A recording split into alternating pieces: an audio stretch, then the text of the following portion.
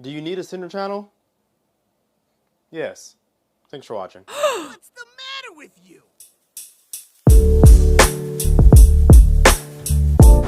Okay, I won't do you like that. Let me actually explain why you need a center channel, but we need to understand what a center channel is. So you have speakers in your room, left, center, right, rears, whatever. The center channel is the center speaker. It's positioned in between your left front speaker and your right front speaker. And the job of that speaker is to produce any kind of audible sound that's coming from the screen that you can see. So if I'm sitting in the middle of the screen talking, if you have your home theater system turned on right now, I am in the middle of your screen. So my voice should be coming from your center speaker. Now, if I move to your left, this is going to cause my voice to shift to your left speaker. If I move over to the right, you'll hear my voice shift to the right speaker. So what this is doing is, depending on what you see, the voices are put in that speaker. So if I'm in the center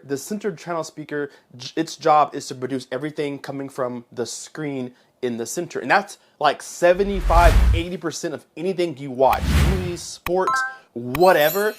Your center channel's duty is to reproduce all those sounds. It's a huge task force. So that kind of explains why you need a center channel. Its job is to reproduce almost 80% of everything that you're going to watch. So if you don't have one, you're going to cause yourself some issues. But what are those issues? So let's say you remove your center channel from the equation. Let's say you have no space or you don't want to buy our center channel, so you choose to do what you call phantom center. Phantom center means that you don't have a center channel and you program it in your receiver or preprocessor that you don't have a center channel. So the receiver routes that information to both your left and your right speaker.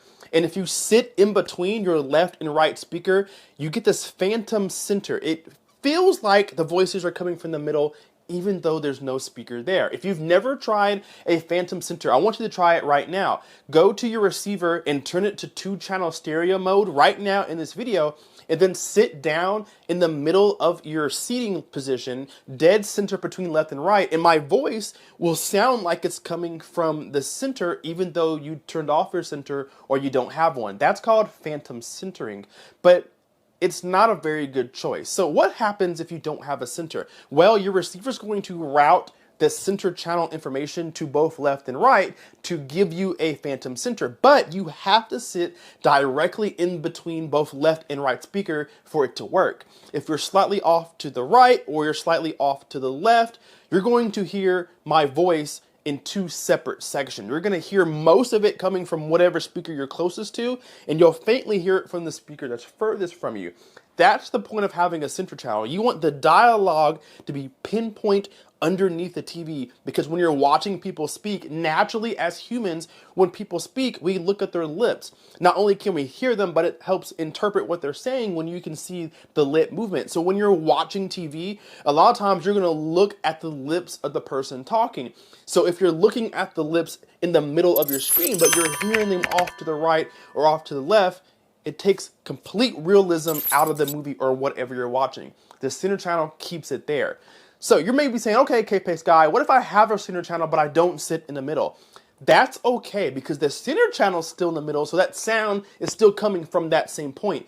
Even though you're off axis a little bit, your center channel is still firing its information forward, so your brain still knows that it's coming from that source. It's coming from underneath your television. If you don't have a center channel, it's coming from both left and right speaker, and if you're not in the middle, it's going to come from left or the right. So that's why a center channel is important. All right, so you may be thinking last, K-Pace guy, I have a center channel and it's terrible. I hate it. It doesn't do what I want it to do. Why is it so important when they're so much smaller than all the other speakers? For example, my KEF R11s are huge towers with multiple drivers inside, but my center channel is not even half the size. If it's so important, why aren't they bigger? Well, that's an excellent question. The reason why most viewers, most of us, people like myself, don't have big center channels is because look at the placement that they need to go. My center channel is in a terrible spot, but because of my room layout and the projector of choice, I can't put my center channel anywhere else but where it is. And manufacturers know that. So they typically don't make the center channel as big as maybe your front left and front right speakers. This is okay, but it does sound a little bit different than the rest of the system because of the difference in size. But you can match your center channel speaker to your other speakers. You can buy front, left, center, and right speakers that are all the same so that you can have a big center channel and it has the same timbre as the rest of your system. Timbre meaning quality of sound. They all sound the same.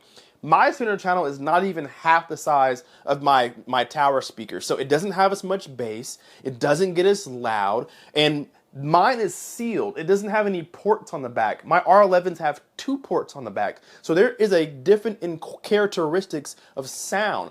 But you can get another tower speaker and use it as a center speaker. You don't have to buy what the manufacturer puts in the whole model line.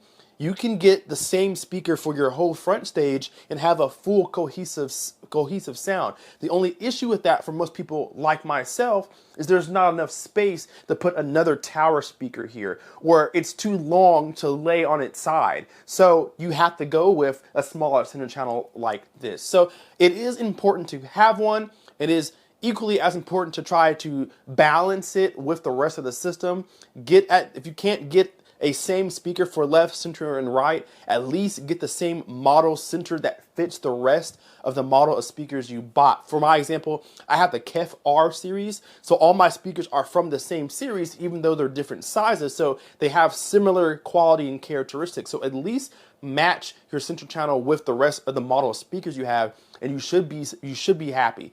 Best case scenario, buy all the same speakers all the way around, and you'll have a true dedicated home theater system. Alright guys, that's going to do it for this video. Leave me a comment down below and tell me, are you using a center channel or not? Why or why not? And if you are using one, have you ever tried listening to your system without it? If you haven't, I recommend trying it just to see what it's all about. Thank you guys so much for watching. Hit that like button and subscribe if you are not already. We will see you in the next video. Cape Blade Sky out. Peace.